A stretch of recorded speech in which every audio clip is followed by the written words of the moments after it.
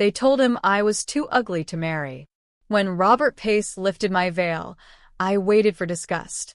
Instead, his breath caught, just once, and he whispered, "They lied to me." If you're ready to enjoy the story, hit that subscribe button, like the video, and drop a comment letting us know where you're watching from. Your support helps us in creating more amazing stories, and trust me, you don't want to miss what's coming next. Now, let's jump right into the story. The chandeliers in St. Anthony's Cathedral burned like liquid gold above me, casting long shadows across marble floors polished to a mirror shine. The pews were packed with men in Italian wool and women dripping in diamonds, the kind of people who smiled at christenings and wore black to murders. Incense hung thick in the air, mixing with expensive cologne and the faint metallic tang of fear that no amount of perfume could hide. I stood at the altar drowning beneath layers of imported lace and silk, my hands trembling inside white gloves stitched so tight they felt like restraints. They said the veil was for tradition, cathedral rules, modesty before God. But everyone in that room knew the truth. It was to hide my face, to hide me. I hadn't chosen this. My father, Alfredo Ferrara, once a respected accountant for 3 crime families, had gambled away our future on a deal gone bad in Atlantic City. When the debts came due and the threats turned real, he made a desperate bargain with the one man in New York no one dared to cross. Robert Pace, head of the Pace Syndicate, the man who controlled half the docks from Jersey City to Brooklyn, who made rivals vanish like smoke, who never looked twice at anything that didn't serve his empire. And somehow, impossibly, he agreed to marry me. The scarred daughter. The hidden one. The girl whose photograph had been turned down by every matchmaker from the Bronx to Staten Island. My father's letter had been brief. The veil stays on until he lifts it. Do not speak unless spoken to. This marriage saves us both. When Robert Pace walked down the aisle, the whispers died like candles snuffed out. He moved with a kind of silence that made grown men step aside, his presence filling the cathedral more than the organ music ever could. Tall, broad-shouldered, dark hair slicked back to reveal the edge of a tattoo that crept above his collar, a serpent's tail, rumors said, that wound all the way to his heart. His suit was charcoal gray, perfectly tailored, and his eyes were the color of winter steel. He didn't look at the priest, didn't acknowledge the crowd. His gaze fixed on me and stayed there. I felt my pulse in my throat. When he reached the altar, Father Dominic began the ceremony with shaking hands. The Latin words blurred together. I tried to focus on my breathing, on the way my ribs pressed against the corset beneath the dress, on anything except the man standing 2 feet away whose reputation could fill a morgue. Then came the moment I'd been dreading since my father signed the contract. You may now unveil the bride. Robert stepped closer. His hand, broad and scarred across the knuckles, reached toward the lace. I heard my own heartbeat louder than the church bells outside. My eyes squeezed shut. The veil lifted. Cool air touched my face, the left side, where the burn scar trailed from my temple down to my jaw, a pale, twisted ribbon of skin that had been my curse since the fire took our Brooklyn home when I was 8. I'd learned to keep my chin down, my hair forward, my heart locked behind walls no one could breach. I waited for disgust, for the sharp intake of breath, for him to drop the lace and walk away, leaving me at the altar like the ruined offering I was. Instead, silence. I opened my eyes. Robert Pace stood frozen, the veil suspended in his hand like a forgotten prop. His expression shifted, just once, barely perceptible, but I saw it. His pupils widened. His breath hitched. For a man who ruled through calculated indifference, the crack in his armor lasted only a heartbeat. Then he leaned in, close enough that only I could hear, and whispered, "They lied to me." My heart stopped. Not in fear. In something far more dangerous. His eyes searched mine, gray meeting brown, and for the first time in my life, someone looked at my face and didn't look away. Didn't flinch. Didn't pity me. The scar was there, visible under the cathedral lights, and he saw me, and something in him shifted like tectonic plates beneath the earth. Father Dominic cleared his throat, breaking the spell. The rings. The rest of the ceremony passed in a haze. Robert slid a platinum band onto my finger, his touch firm but not rough. When I placed his ring on his hand, I noticed his knuckles bore scars of their own. White lines that spoke of violence survived. Battles won. We were pronounced husband and wife. The crowd erupted in applause that sounded like gunfire. Robert didn't kiss me. Instead, he offered his arm, and I took it, feeling the solid strength of him beneath the expensive fabric. As we walked back down the aisle together, I caught glimpses of faces in the pews, my father, pale and sweating. Robert's men, stone-faced and watchful, society women whispering behind gloved hands. But Robert's gaze remained forward, his jaw set, his hand covering mine on his arm like a silent promise. Or a warning. The Bellagio Hotel rose above Fifth Avenue like a monument to excess. All glass and gold, and the kind of wealth that didn't whisper, it shouted. The ballroom where our reception was held could have fit 3 Brooklyn apartments inside it, with ceilings painted like the Sistine Chapel and chandeliers that dripped crystal like frozen rain. White roses covered every surface, their perfume so thick it felt like drowning in beauty. But underneath the elegance, the air tasted like gunpowder waiting for a spark. Robert's hand remained on the small of my back as we entered, a possessive gesture that wasn't lost on anyone watching. The crowd parted for us. Politicians in expensive suits, made men with watches worth more than cars, women who looked like they'd stepped out of fashion magazines, but whose eyes held the hardness of those who'd seen bodies dumped in the Hudson. Everyone smiled. No one meant it. Mr. and Mrs. Pace, the announcer called, and applause erupted like a mandatory standing ovation. We moved to the head table positioned on a raised platform, giving us a clear view of the entire room. Robert pulled out my chair himself before taking his seat beside me, close enough that our shoulders nearly touched.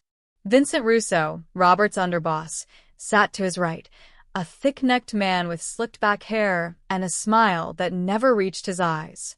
He'd been at the ceremony, standing in the front pew like a guard dog, and now he leaned back in his chair, a champagne flute dangling from his fingers. "Hell of a wedding, boss," Vincent said, his voice carrying just far enough. "Didn't think you'd go through with it." Robert's expression didn't change. "Why wouldn't I?" Vincent shrugged, taking a long drink. "Just figured a man of your caliber would want something prettier on his arm." He laughed, a wet, ugly sound. "No offense to the bride, of course. I'm sure she's got other qualities." The table went silent. I felt the blood drain from my face, but I kept my chin up, my hands folded in my lap. I'd heard worse. Idę szurbiwa bursza. Robert set down his glass with deliberate care. When he turned to Vincent, his movements were slow, controlled, the kind of calm that preceded violence. "Say that again," Robert said quietly. Vincent's smile faltered. "Boss, I was just—" "Say that." Again. The ballroom seemed to hold its breath. Even the string quartet in the corner softened to near silence. Vincent's face went pale beneath his tan, sweat beading at his hairline. "I didn't mean nothing by it," Vincent stammered. "Just talking." Robert leaned in, his voice dropping to a whisper that somehow felt louder than shouting. "You speak about my wife again, about what she looks like, what she's worth, anything, and I'll personally make sure you're breathing through a tube for the rest of your short life. Are we clear?" Vincent nodded frantically. "Crystal, boss. My apologies." "Mom." He looked at me with something between fear and resentment. I said nothing, but something warm and unexpected bloomed in my chest. Robert straightened, picking up his champagne as if nothing had happened. "Enjoy your meal, Vincent. It might be your last one at my table." The message was received. Vincent excused himself moments later, disappearing into the crowd like a rat into the walls. For the next hour, I watched Robert work the room from our elevated perch. He didn't move from his seat, but people came to him, a steady stream of men in suits, each offering congratulations that sounded like negotiations. Robert's responses were economical, every word weighed and measured. A nod here, a slight smile there, a hand gesture that dismissed one person and welcomed another. He was conducting an orchestra of criminals, and every note was intentional. I noticed how his jaw tightened when his father's former associates approached, how his fingers drummed once, just once, against the table when someone mentioned a shipment delay, how his eyes tracked certain guests across the room like a predator monitoring prey. This wasn't a wedding reception. It was a chess match, and I was a piece he just put into play. When the speeches finally ended and the dancing began, Robert stood and offered me his hand. "Walk with me." It wasn't a question. He led me through the crowd, past the envious stares and whispered speculation, out through French doors onto a private balcony overlooking the Manhattan skyline. The November air bit through my dress, but the cold felt like clarity after the suffocating ballroom. The city sprawled below us, a million lights, a million lives, all of them existing in the shadow of men like Robert Pace. He stood at the railing, his back to me, hands in his pockets. For a long moment, neither of us spoke. Then, without turning, he said, "You're not what they told me." My heart kicked against my ribs. "What did they tell you?" "That you were." He paused, choosing his words carefully. "Broken, desperate, grateful for any man who'd take you." He turned then, his gray eyes finding mine in the dim light. "They said you'd be easy to control." I met his gaze, refusing to look away. And now, a ghost of something, amusement, respect, flickered across his face. "Now I'm wondering who lied, your father or mine." "Your father?" He arranged this marriage before he died, called it securing the future. Robert's voice held an edge of bitterness. "I thought it was about punishing your father for his debts. But standing there at that altar, watching you..." He trailed off, his brow furrowing like he was solving an equation that didn't add up. "Watching me what?" I pressed, my voice steadier than I felt. He stepped closer, not touching, but close enough that I could smell his cologne, cedar, and smoke. "Watching you hold your head up when everyone expected you to break. That's not broken, Erica. That's something else entirely." The way he said my name sent a shiver down my spine that had nothing to do with the cold. "I don't understand what you want from me," I whispered. "Neither do I," he admitted, and the honesty in his voice startled us both. Before I could respond, the balcony door opened. One of Robert's men, a younger guy with a scar through his eyebrow, stuck his head out. "Boss, the Morettis are leaving. They want a word." Robert's expression shuddered immediately, the businessman sliding back into place over whatever I'd glimpsed beneath. "I'll be there." The man nodded and disappeared. Robert looked at me one last time, and I saw it clearly now, not contempt, not pity. Curiosity. Confusion. Like I was a locked door he hadn't expected to find interesting. "Stay close tonight," he said. "Not everyone here is happy about peace between our families." Then he was gone, leaving me alone on the balcony with the cold wind and the distant sound of champagne glasses clinking like warning bells. I wrapped my arms around myself, watching the city below. Somewhere in that glittering darkness, enemies were watching, waiting. And for the first time, I realized the danger wasn't Robert Pace. It was everyone who wanted to see this marriage fail. The drive to Westchester took 40 minutes through darkness, so complete it felt like leaving the world behind. Robert sat beside me in the back of the black SUV, silent except for the occasional murmur into his phone, orders given in Italian, numbers that meant nothing to me, but everything to whoever listened on the other end. I watched the city lights fade in the rearview mirror until there was nothing but trees and the occasional glimpse of estates hidden behind stone walls. When we finally turned through iron gates that opened like a mouth swallowing us whole, I understood why they called Robert Pace untouchable. His mansion rose from the landscape like something carved from bone, all white stone and sharp angles, floodlights illuminating columns that belonged in a Roman Empire, not suburban New York. Armed men stood at the entrance, earpieces glowing faintly, their eyes tracking our vehicle with a focus of soldiers on patrol.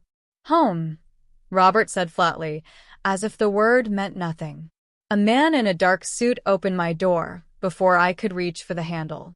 I stepped out into cold that bit through my reception dress, gravel crunching beneath heels I could barely feel anymore. The house loomed above me, windows like empty eyes watching my arrival. Robert's hand found my elbow, not rough, but firm, guiding me up marble steps worn smooth by expensive shoes and blood money. The front door opened before we reached it, handled by a woman in her 50s with steel-gray hair pulled into a tight bun. "Mrs. Pace," she said, her accent thick Brooklyn. I'm Teresa. I managed the household. Her eyes flicked to my face, lingered on the scar, then snapped away like she'd been caught stealing. "Teresa will show you to your rooms," Robert said, already moving toward a hallway to the left. "I have calls to make." "My rooms?" I asked, hating how small my voice sounded in the cavernous entryway. He paused, glancing back. "East Wing. You'll have privacy." Then, softer, "It's safer that way." Safer for whom? I wondered, but he was already gone, swallowed by shadows and the weight of whatever empire he maintained from these walls.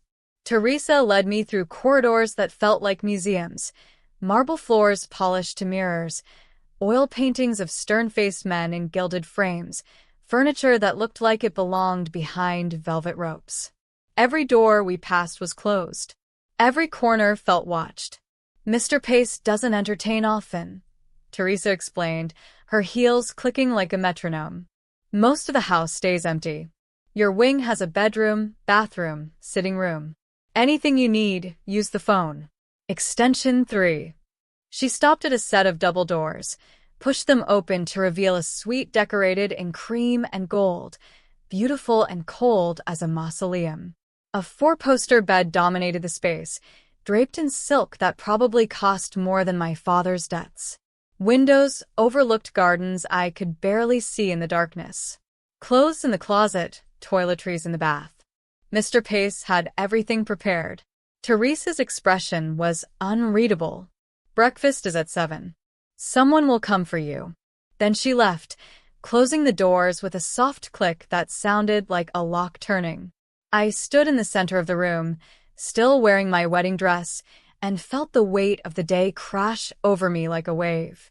This was my life now. This beautiful prison. This stranger's house. I couldn't sleep. After changing into a silk nightgown I found hanging in the closet, tags still attached, sized perfectly, I wrapped myself in a robe and stepped into the hallway. The house was quieter at night, but not silent. Somewhere, floorboards creaked. Somewhere else, voices murmured behind closed doors. I wandered without direction, following marble corridors until I found myself in a part of the house that felt different. Lived in. The door ahead stood slightly ajar, warm light spilling through the gap. Music drifted out. Piano music, slow, haunting, played with the kind of skill that came from years of practice, not hired entertainment. I pushed the door open carefully.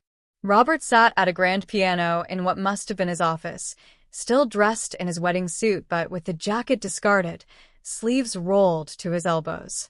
The room was lined with bookshelves, actual books, worn spines suggesting they'd been read, and maps pinned to walls showing shipping routes and territories marked in red.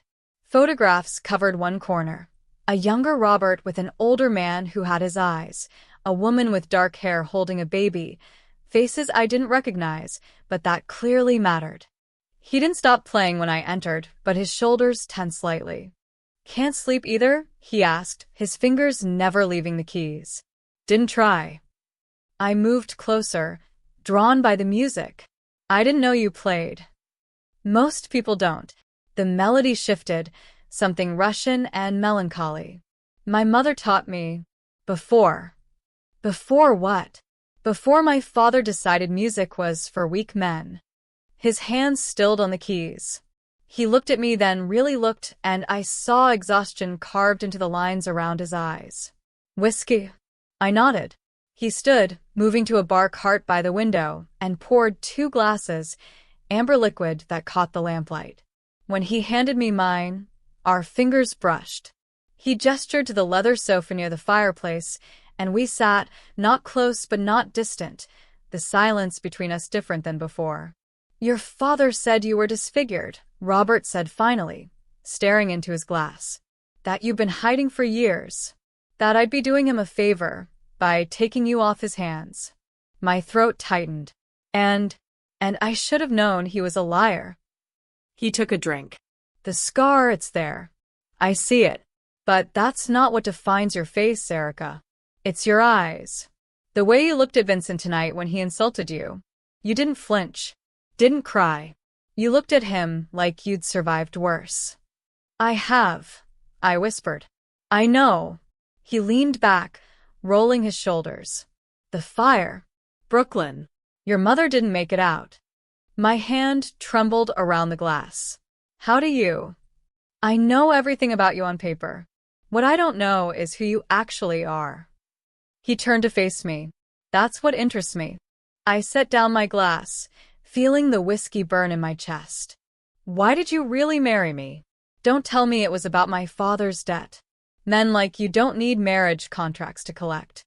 A ghost of a smile crossed his face. Smart. He pulled out a pack of cigarettes, offered me one. I took it, surprised when he leaned in with a silver lighter, the flame illuminating both our faces. He didn't look away from my scar. Didn't act like it was there or wasn't there. Just lit my cigarette like it was the most natural thing in the world. My father arranged it before he died, Robert said, lighting his own. Said your family owed us more than money. Said there was bad blood that needed settling. I thought. He exhaled smoke toward the ceiling. I thought I'd go through with it, figure out what he meant, then annul it quietly. And now, he met my eyes through the haze. Now I think he knew something I didn't. About you. About what you'd be. What am I? I don't know yet. His voice dropped. But you're not what I expected. And in my world, surprises usually mean death. This. He gestured between us. This is different. We sat in silence after that, smoking, drinking, existing in the same space without pretense. Outside, wind rattled the windows. Inside, something shifted, a wall cracking, not breaking, but showing the first sign of fracture. When I finally stood to leave, Robert walked me to the door. The east wing is yours, he said. But the rest of the house, including this room, is open to you. If you can't sleep, come find me. I'm usually here. Why? I asked. Because, he said quietly, I think we both know what it's like to be trapped in places that are supposed to be home. I nodded, understanding more than he'd said aloud. As I walked back through the marble halls, I felt something dangerous taking root in my chest. Not love, it was too soon, too complicated for that. But trust. And in Robert Pace's world, trust was the most deadly thing you could give. The rumors started 3 days after the wedding. I heard them first from Teresa, who pretended not to hear the men talking in the kitchen while she prepared my breakfast. Then from the driver who took me to pick up clothes from a boutique in Soho, his eyes meeting mine in the rearview mirror with something between pity and contempt. By the end of the week, the whispers had grown teeth. Robert Pace married the scarred Ferrara girl to punish her father. Married her to humiliate the whole family. Keeps her locked up in Westchester like a dirty secret. I tried to ignore it. Tried to lose myself in the massive library Robert had shown me, in long walks through gardens patrolled by armed men who nodded but never spoke. But the walls of the estate felt smaller each day, the silence heavier, until I thought I might scream just to hear something real. When Robert asked me to accompany him to his Manhattan office on a Tuesday morning, I agreed immediately. The office occupied the top floor of a building in the financial district, all glass and steel and views that stretched to New Jersey. Robert's legitimate businesses ran from here. Import-export companies, shipping logistics, real estate holdings that probably laundered more money than they generated. His actual empire, the docks, the protection rackets, the deals made in blood, lived in basements and backrooms across the city. I have meetings, Robert told me when we arrived, his hand resting briefly on my lower back. Conference room down the hall has coffee and a view. Make yourself comfortable. We'll leave by 3. He disappeared into his private office, leaving me in a sleek waiting area where assistants typed and phones rang with the bland efficiency of corporate America. I poured coffee I didn't want and wandered to the windows, watching boats cut through the East River far below. That's when I heard the voices from the break room. The door left open, men who thought they were alone. Can't believe he actually went through with it. Why wouldn't he? Perfect way to twist the knife in Alfredo's gut. Make him watch his daughter play house with a man she's terrified of. Laughter. Cruel and casual. You seen her up close? That scar's worse than the photos. No wonder her old man couldn't unload her on anyone else. Boss must close his eyes when he fucks her. If he even bothers. More laughter. Something cold and sharp crystallized in my chest. I'd spent years swallowing insults, keeping my head down, surviving by being invisible. But I wasn't invisible anymore. I was Mrs. Robert Pace. And these men, his men, thought they could mock me in his own building. I set down my coffee and walked toward the break room. 3 men in expensive suits stood around a coffee maker, ties loosened, entirely too comfortable. The one who'd made the comment about Robert closing his eyes was young, maybe 30, with gelled hair and a college ring that screamed new money trying to look old. They noticed me in the doorway and went silent. Mrs. Pace, the young one said, his smile not quite reaching his eyes. We were just talking about how my husband married me to humiliate my father. I finished, my voice steady despite the rage burning in my throat. And speculating about our sex life. Did I miss anything? His face went red. We didn't mean. You meant exactly what you said. I stepped into the room, and to my satisfaction, they shifted backward. Here's what you're going to do. You're going to walk into Robert's office right now and repeat every word you just said. To his face. Look, lady. Or, I continued. I can repeat it for you. Loudly. In front of everyone on this floor. The young one's jaw tightened. You don't give orders here. No, a voice said from behind me, cold as winter steel. But I do. Robert stood in the hallway, his presence sucking the oxygen from the room. I hadn't heard him approach. Neither had they. The 3 men went pale. Robert moved past me, each step deliberate, until he stood close enough to the young one that their shoulders nearly touched. What's your name? Cicarlo Benedetto, Sir. I work in acquisitions. Worked, Robert corrected softly. You're done. All 3 of you. Clear your desks. If I see any of you in this building or near my wife again, you'll learn why people fear the Pace name. Mr. Pace, please, I have a family. Robert's hand shot out, gripping Carlo's tie, yanking him close. My wife is my family. You disrespect her. You disrespect me. Now get the fuck out before I forget I'm trying to run a legitimate business. He released him. The 3 men practically ran for the door, nearly tripping over each other. When they were gone, Robert turned to me. You shouldn't have confronted them. They were talking about me like I was... I know what they were doing. His voice was tight, and I handled it. After I made them face me, I crossed my arms. I'm not going to hide, Robert. Not anymore. Something flickered in his eyes. Surprise, maybe approval. You think I married you to humiliate your father? The question hung between us like a blade. Did you? I asked. He stepped closer, and I could smell his cologne. See the faint scar above his left eyebrow I hadn't noticed before. Maybe at first. When my father left me this mess in his will.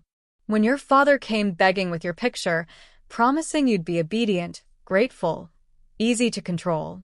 His jaw worked. But that's not what I got, is it? No, y whispered.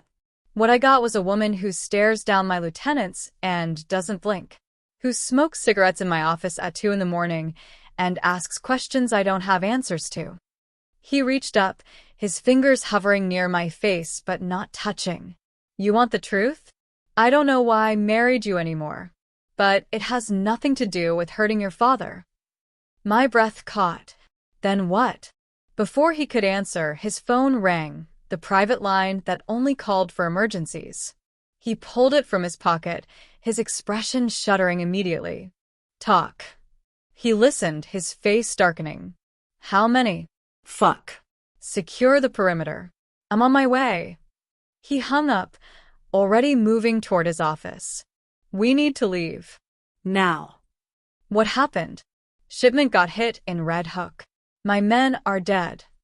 He grabbed his jacket, his gun appearing from a desk drawer with practiced efficiency. Someone's making a move. Fear spiked through me. Let me come with you. No. His tone left no room for argument. He gripped my shoulders, forcing me to look at him. Driver's taking you back to Westchester. When you get there, lock the doors. All of them. Teresa knows the protocol. Robert. Trust no one outside that house, Erica. Not until I call you myself. His eyes burned into mine. Do you understand? I nodded, even as dread coiled in my stomach. He pressed his phone into my hand. Private line. If anyone tries to get to you, if anything feels wrong, you call this number. Vinny will come. Not Vincent Russo? No. Vinny's different. He's loyal. Robert moved toward the door, then stopped, looking back. Whatever happens tonight, know this. You're not a pawn anymore. You're mine. And I protect what's mine. Then he was gone, leaving me standing in his office with his phone in my hand and the taste of fear on my tongue. Outside the windows, the city sprawled beautiful and deadly. And somewhere in those streets, someone had just declared war. The call came at midnight. I'd been awake for hours, pacing my wing of the mansion like a caged animal, checking my phone every few minutes for word from Robert. He'd been gone since the attack in Red Hook, 8 hours of silence that felt like drowning. Teresa had triple-checked the locks and stationed extra guards at every entrance, but nothing quieted the fear crawling under my skin. When my old cell phone buzzed, the one I'd kept hidden in my nightstand, the one connected to my old life, I almost didn't answer. The number was my father's. Erica. His voice sounded strained, breathless. Thank God. Are you alone? What do you want? I kept my voice low, moving to the window where guards patrolled below. To warn you. Things are moving faster than I thought. A pause. Muffled voices in the background. The Romanos are making their move tonight. You need to stay out of sight, stay quiet. When it's over. When what's over? Ice flooded my veins. But he wasn't talking to me anymore. Someone else had entered the room wherever he was, their voice sharp and impatient. My father covered the phone poorly, and I heard fragments. Pace's forces are split, half in Brooklyn, half in Jersey. The girl's there, isn't she? At the estate?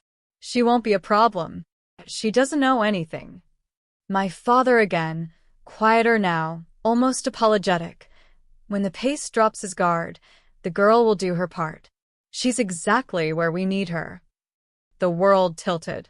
I pressed the phone so hard against my ear it hurt, my breath coming in short gasps. They were using me. My father had sold me not once but twice, first to Robert, then to his enemies. I was bait. Away inside these walls. Erica? You still there? My father's voice returned, casual, like he hadn't just confirmed my worst nightmare. I hung up. My hands shook as I stared at the phone, my father's words echoing in my skull. The girl will do her part. As if I'd agreed to this.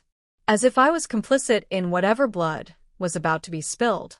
I grabbed my old duffel bag from the closet and started throwing clothes into it, Jeans, sweaters, anything that wasn't silk or designer labels. I didn't know where I'd go, but I couldn't stay here. Couldn't be the weapon they used to destroy the first person who'd looked at me like I was worth something. I was halfway down the marble staircase when Teresa appeared, her face drawn with concern. "Mrs. Pace, what are you doing?" "Leaving. Don't try to stop me," Mr. Pace said. I don't care what he said. My voice broke. "Tell him I'm sorry. Tell him I didn't know." I pushed past her, out the front door into cold that bit through my sweater. The guards at the entrance straightened, confused. "Mrs. Pace, you can't leave without." "Move." I didn't wait for permission, just walked past them toward the iron gates at the end of the long driveway. My bag banged against my hip with each step, my breath clouding in the November air. The gates loomed ahead, closed and locked. I'd figure it out. Climb them if I had to. Anything to get away before the blood started flowing. Going somewhere? I froze. Robert stood 20 feet away, emerging from the shadows near the gatehouse. He was still in the clothes from earlier, now streaked with dirt and what looked like dried blood on his sleeve. His face was granite, unreadable in the dim security lights. "I have to leave," I said, hating how my voice shook. "Why?" He walked toward me slowly, hands in his pockets, like he had all the time in the world. "Because My throat closed. "You were right to suspect me. Everyone was right. I'm a Ferrara. This was always going to happen." He stopped 5 feet away, his eyes never leaving mine. "You really think I'd let them use you? You don't understand. Your father's working with the Romanos. Has been for weeks. Probably since before the wedding." His voice was matter-of-fact, almost bored. "I've known since the day we got married." The world stopped. "What? You think I don't have people watching him? Listening to his calls?" Robert tilted his head. "I knew about Atlantic City. Knew they planned to use you as leverage, as access. I married you anyway." "But why?" The question came out as a whisper. "To keep you out of their hands." He moved closer, and I saw exhaustion carved into the lines of his face beneath the cold exterior. "Your father was going to sell you to the Romanos directly. Marry you off to Marco Romano's son. You would have been property, Erica. Worse than property." Tears burned behind my eyes.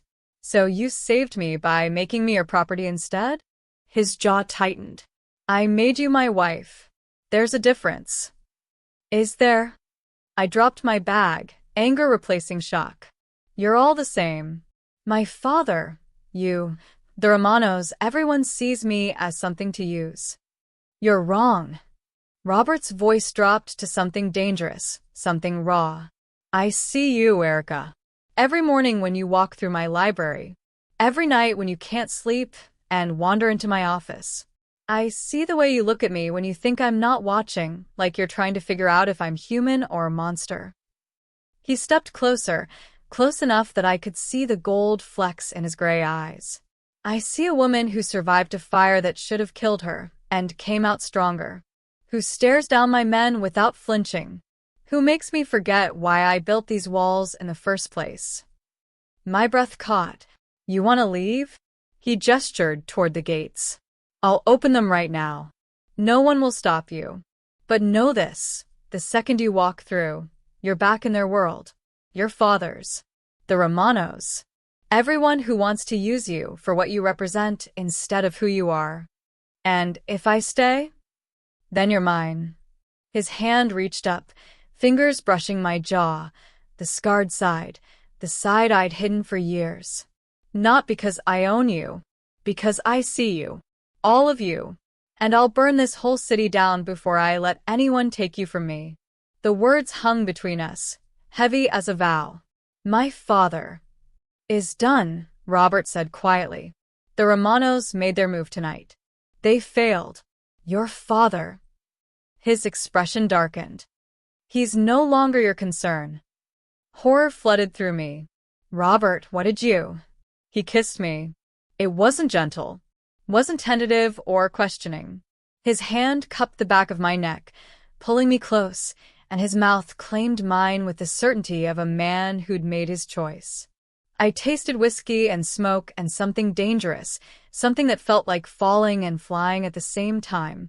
When he pulled back, we were both breathing hard. "You're mine," he whispered against my lips. "Say it." "I'm yours," I breathed and meant it. The gates stayed closed, and in the darkness beyond the estate walls, the war for New York burned on. But for the first time in my life, I was exactly where I wanted to be. The call came at dawn, Robert's phone exploding with notifications while we were still wrapped in the aftermath of that kiss, standing by the gates like the world outside didn't exist. His expression shifted instantly from the man who touched my face like something precious to the boss who commanded an empire. 3 docks. Jersey City. He listened, jaw tight. "How many dead?" "Fuck." He hung up, already moving back toward the house. "Get inside." Now. "What happened?" "The Romanos just hit us where it hurts." By 7 a.m., Robert's study had transformed into a war room. Maps covered every surface, marked with red circles and shipping routes. His capos filled the leather. Chairs, men with scarred knuckles and expensive watches, their faces grim. I sat in the corner, ignored by most, watched warily by others. Vincent Russo arrived last, his face pale. "Boss, the Jersey docks are gone. Burned to the waterline. We lost 12 men, maybe more in the rubble." Robert stood behind his desk, hands flat on the mahogany surface, his voice deadly calm. "Marco Romano did this? Him and Alfredo Ferrara." Vincent shot me a look. The Ferrara knew our patrol schedules, our shipment times. He gave them everything. The room went silent. Every eye turned to me. Robert's voice cut through the tension like a blade. "Erica had nothing to do with this." "Boss, with all respect," an older capo named Giancarlo began. I said she had nothing to do with it. Robert's eyes swept the room. "Alfredo Ferrara betrayed us. His daughter didn't. Anyone who says different answers to me personally." Vincent leaned forward. "So, what do we do about the father?" "He's hiding in Brooklyn, probably planning the next hit." "Let me take a crew." No. "Boss, no one touches her family." Robert's voice was ice.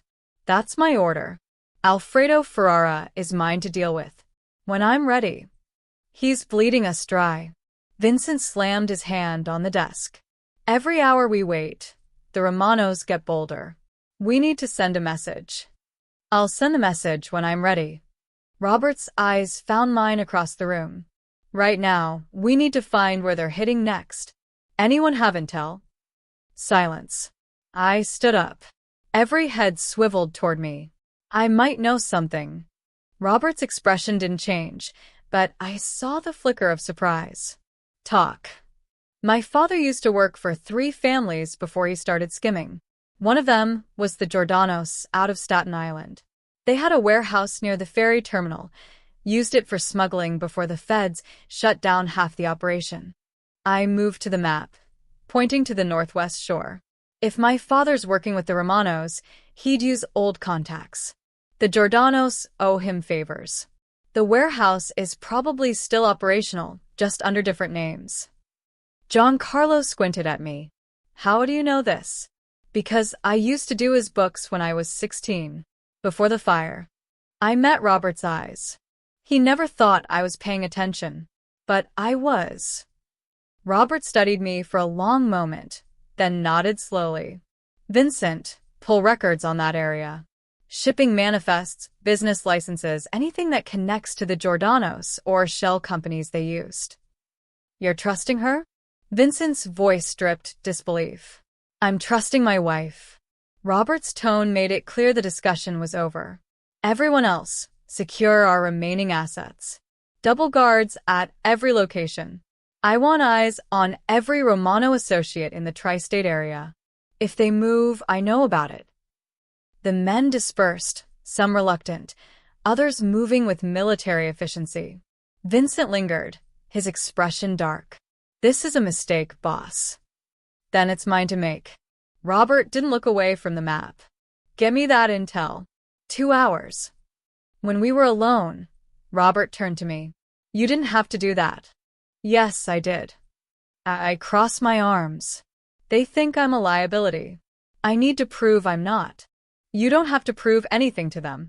Maybe not to them, but to you. I already know what you are. He moved closer, his voice dropping. You think I'd have told them to back off if I didn't trust you? The words settled into my chest, warm and dangerous. I want to come with you, I said. When you go to Staten Island. Absolutely not. I know the warehouse layout. I know how my father thinks, which is exactly why you're staying here. His hand found my chin, tilting my face up. I just got you. I'm not putting you in the line of fire. Robert. No, Erika. But his thumb brushed across my lower lip, gentle despite his words. Let me do what I do best. You've done enough. Vincent returned within the hour, spreading documents across the desk. Shell companies, shipping logs, photographs of the warehouse, a massive concrete structure with rusted corrugated walls and few windows. It's operational, Vincent confirmed. Registered to a holding company that traces back to Michael Giordano's nephew. Smart Money says they're stockpiling weapons there, maybe planning the next attack. Robert studied the photos, his expression unreadable. How many men? Hard to say. 10, maybe 20. We go tonight. Small team, in and out. Robert looked up. I want this clean. No civilians, no collateral damage. We're not animals like the Romanos. They plan for hours, entry points, backup routes, contingencies. I watched Robert orchestrate the operation with the precision of a general, every detail accounted for, every risk calculated. This was why people feared him. Not because he was violent, but because he was methodical, patient, and utterly ruthless when necessary. By 8 p.m., the team was ready to move. Robert kissed me at the door, brief, possessive, and murmured against my lips, "Lock the doors. I'll call when it's done." Then he was gone, taking Vincent and 4 others in 2 black SUVs that disappeared down the driveway. I watched from the window until the taillights vanished. Teresa brought me tea I didn't drink. The guards changed shifts. The house settled into its usual uneasy silence. I was in Robert's study, staring at the maps and wondering if he was safe, when the explosion shattered the night. The blast hit the front gates, a fireball that lit up the sky and sent shockwaves through the mansion. Windows rattled. Alarms screamed. I dropped to the floor instinctively as Teresa burst into the room. "Mrs. Pace, we need to get you to the safe room." What was that? Car bomb. They breached the outer perimeter. Her face was white. They're coming for the house. Gunfire erupted outside, sharp cracks that sounded like the world breaking apart. I grabbed my phone, dialing Robert's number with shaking hands. He answered on the first ring. "Erica." "They're here," I gasped. "The estate." There was an explosion. "Get to the safe room. Now." His voice was steel-wrapped in terror. "I'm 10 minutes out. 10 minutes, you hear me? Lock yourself in and don't open it for anyone but me." More gunfire. Closer now. "Robert. I'm coming. I'm coming for you." The line went dead. Teresa grabbed my arm, dragging me toward the hallway. "Move." Behind us, I heard glass shattering. Voices shouting in Italian. The war hadn't just ignited. It had come home. And it wanted me. The safe room was in the basement, behind a steel door disguised as a wine cellar. Teresa shoved me through the corridor as smoke began curling through the vents, acrid and choking. My lungs seized, not from the smoke itself, but from memory. Brooklyn. Age 8. Flames eating through my bedroom walls while my mother screamed my name. "Mrs. Pace, move." Teresa's voice snapped me back. We rounded the corner toward the basement stairs just as 3 men burst through the side entrance, ski masks, automatic weapons, moving with military precision. They saw us immediately. "There," one shouted. Teresa pushed me behind her. "Run. I'm not leaving." Gunfire exploded. Teresa jerked backward, red blooming across her shoulder. She crumpled, and I caught her weight, screaming her name. More shots tore through the marble, fragments stinging my face. I dragged Teresa behind a stone column, my hands slick with her blood. "Stay with me. Stay with me." Her eyes were glassy. "Safe room. Code is your wedding date." Then she passed out. The men were advancing, boots crunching on broken glass. I looked around desperately, no weapons, no escape route. The basement stairs were 15 feet away. I'd never make it carrying Teresa. Smoke thickened, black and oily, pouring through the ventilation system. Somewhere above, I heard an explosion, gas line or ammunition. I couldn't tell. The house groaned like a dying animal. "Come out, Mrs. Pace," one of the men called in accented English. "Mr. Amano just wants to talk. No one else has to die." Liar. They'd killed Teresa without hesitation. I pressed myself against the column, my mind racing. The smoke was getting worse, burning my eyes, coating my throat. Flames were visible now through the doorway to the east wing, orange and hungry, spreading faster than should be possible. They'd used accelerant. This wasn't just an attack. They were burning the house down with me inside. The Brooklyn fire crashed over me, the smell of melting plastic, my mother's hands pushing me toward the window, her voice hoarse. "Jump, baby, jump." Idę jumpat. She hadn't made it out. I'd sworn I'd never burn again. One of the men moved closer, weapon raised, peering around the column. I saw his eyes through the mask, cold, professional. He spotted Teresa's unconscious body and smiled. Then his head snapped back, a hole appearing in the mask. He dropped. Gunfire erupted from the entrance. Not the attacker's weapons, but something heavier, more controlled. Robert's voice cut through the chaos like a blade. "Anyone still breathing? You've got 3 seconds to run." The remaining men scattered, returning fire. I heard bodies hitting the floor, wet thuds and gasped curses. Then silence, broken only by the roar of flames. "Erica," Robert's voice, hoarse and desperate. "Erica, where are you?" "Here." I choked on smoke. Teresa's hit. He appeared through the haze like something summoned from hell itself, face streaked with soot, gun in hand, blood soaking through his shirt. He saw me and his expression cracked open, relief and terror warring across his features. "Thank Christ." He dropped beside me, checking Teresa's pulse. "She's alive." Vincent appeared, coughing. "Boss. Get her out." "Now." Robert hauled me to my feet. "We need to move. Whole place is coming down. I can walk. Like hell."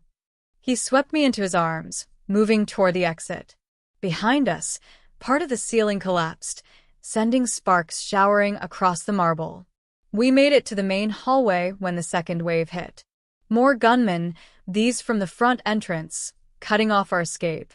Robert set me down, putting himself between me and them, his gun rising. "Stay behind me." The firefight was brutal and close. Robert moved with lethal efficiency, each shot precise, but there were too many. A bullet tore through his side and he grunted, staggering. "Robert." "Ai fine." Blood poured between his fingers. "Keep moving." We stumbled toward the kitchen, flames chasing us through every corridor. The heat was unbearable, blistering my skin, stealing my breath. I supported Robert's weight as he fired behind us, clearing our path. The back door was blocked by debris.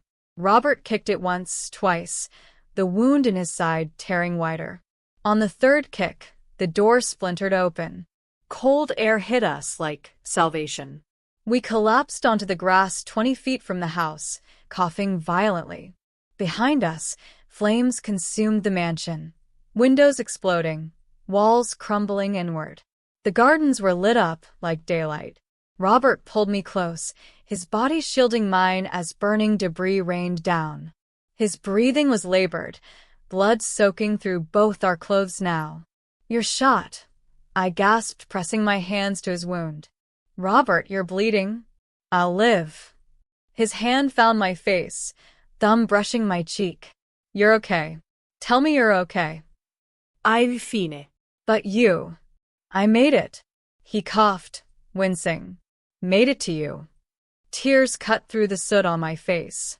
"You shouldn't have come back. You should have stayed away, stayed safe." The safe house was a cabin 2 hours north of the city, buried in the Catskills where cell signals died, and the only neighbors were deer and black bears. Vincent had driven us through the night, Robert unconscious in my lap, his blood soaking through every towel we'd packed against the wound. A doctor arrived at dawn, one of Robert's, the kind who didn't ask questions and didn't keep records. She worked in the cabin's single bedroom while I paced the main room, listening to Robert's labored breathing through the thin walls. "Bullet went clean through," the doctor said when she emerged, peeling off latex gloves. "Missed the vital organs. He's lucky. Keep the wound clean, change the dressing twice daily, and keep him still for at least a week." She handed me bottles of antibiotics and painkillers. "He won't like resting, but if he tears those stitches, he'll bleed out before you can get him to a hospital." She left before the sun fully rose. Vincent stationed men around the perimeter and disappeared to handle what remained of Robert's operations. Teresa was in a private clinic in Vermont, stable but sedated. The Westchester mansion was ash. The Romanos had scattered like roaches when Robert's reinforcements arrived, but the message was clear. This was war without rules, without mercy. I sat beside Robert's bed for 3 days, watching him sleep, changing his bandages, forcing water and broth down his throat when he woke long enough to swallow. His fever spiked on the second night, and I stayed awake until dawn, pressing cold cloths to his forehead, whispering promises I didn't know if I could keep. "Don't leave me. Please don't leave me." On the 4th day, he woke clear-eyed. "Erica." His voice was rough, scraped raw. I nearly dropped the water glass I was holding. "You're awake. How do you feel?" "Like I got shot." He tried to sit up and hissed in pain. "Don't move." I pressed him back gently. "Doctor's orders. You need rest." He caught my wrist, his grip weak but deliberate. "How long?" "4 days. 4, he swore in Italian. "Vincent." "Handling everything. The family's secure. Teresa's recovering." I sat on the edge of the bed, my free hand finding his face. "You need to focus on healing." His eyes searched mine, and I saw it then, the vulnerability he never showed anyone. "I thought I lost you." When Vincent called, said the house was under attack. His jaw worked. "I've never driven that fast in my life." "You saved me." "Barely." His thumb stroked the inside of my wrist. "They wanted you, Erica. Not the house, not my assets. You." Marco Romano sent a message through one of the men we captured. Said if I wanted peace, I'd hand you over. Said you were the price. Cold dread settled in my stomach. "What did you tell him?" "That he could go to hell." Robert's eyes hardened. "That I'd kill him and everyone he loved before I let him touch you." The words should have frightened me. Instead, they made me feel safer than I'd ever felt. "This will never end, will it?" I whispered. "The war, the violence. As long as I'm with you, someone will always come for us." "Probably." He didn't lie, didn't soften it. "This life doesn't give happy endings, Erica. Just survival and the people you're willing to die protecting." Tears burned behind my eyes. Maybe I should leave. Disappear. If I'm the target. No. His grip tightened. Don't even finish that sentence. Robert. I lost everyone I loved once. His voice cracked. I'm not doing it again. The rawness in his words stopped me cold. What do you mean? He was quiet for a long moment, staring at the ceiling. When he spoke, it was like pulling shrapnel from a wound. My brother, Luca. He was supposed to run the family, not me. He was older, smarter, better at navigating the politics. Robert's hand found mine, gripping it like a lifeline. I was just the enforcer, the one who got his hands dirty so Luca could stay clean. What happened to him? A deal went bad. Our father set up a meeting with the Calabrese family, rivals out of Boston. Said it was a peace negotiation. His voice went hollow. It was an ambush. They killed Luca in a warehouse in Queens. Shot him 9 times and left him for the rats. My chest constricted. Robert. I found him. His eyes closed. I was supposed to be there, but my father sent me to handle something else. Said Luca could handle it alone. By the time I arrived, he swallowed hard. He was already gone. I threaded my fingers through his, holding tight. I took over the family that night. 19 years old, covered in my brother's blood, and I swore I'd never let anyone close enough to hurt me like that again. He looked at me then, and his eyes were wet. No love, no weakness, no one who could be used against me. I built walls so high, Erica. Spent 15 years making sure no one could climb them. And then a woman in a veil showed up at my altar, and the second I lifted it, those walls started cracking. His hand cupped my face. You weren't supposed to matter. You were a transaction, a debt repaid. But you looked at me like I was human. Like I could be more than what my father made me. Tears spilled down my cheeks. I fell in love with you.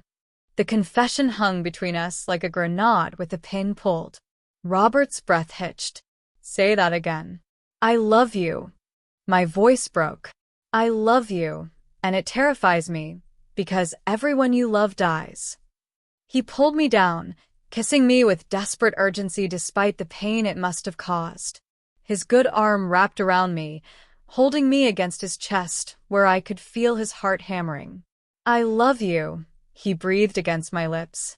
God help me. Erica, I love you. You're the first thing I've loved since Luca died. The only thing that makes this life worth surviving.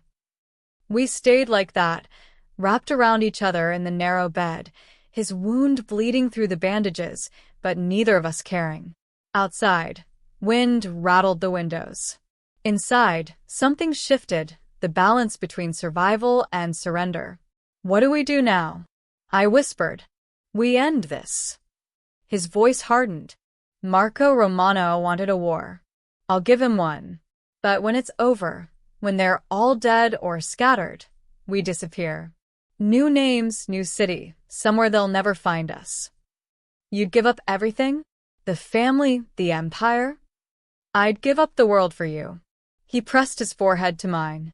The empire was my prison, Erica. You're my freedom.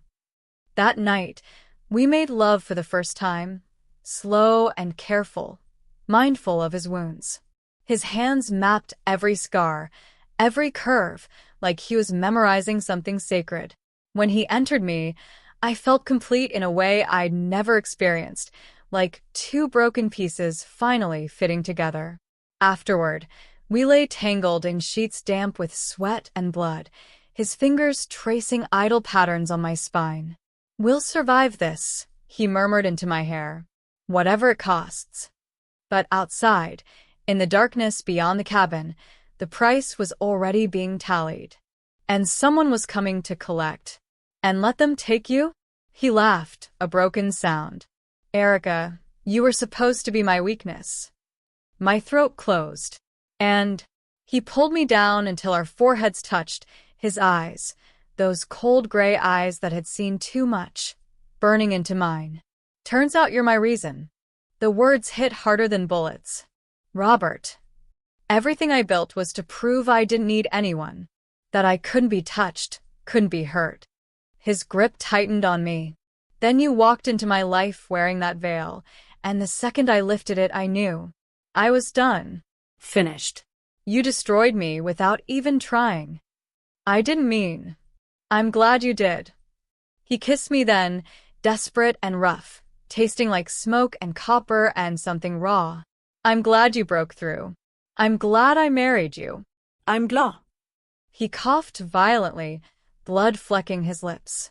We need to get you to a hospital. I stood, trying to pull him up. He was too heavy, his strength fading. Vinny's got Teresa in the car. He'll come back. No. Now. I wedged myself under his arm, taking his weight. You saved me. Now let me save you. We staggered across the lawn as sirens wailed in the distance. Fire trucks, ambulances, police. Vincent appeared through the smoke, 2 other men with him, and together they got Robert into the SUV. I climbed in beside him, pressing my jacket to his wound as Vincent floored it down the driveway. Behind us, the mansion, Robert's empire, his fortress, collapsed in on itself, flames reaching toward the sky like prayers to a god who didn't listen. But Robert was alive. I was alive.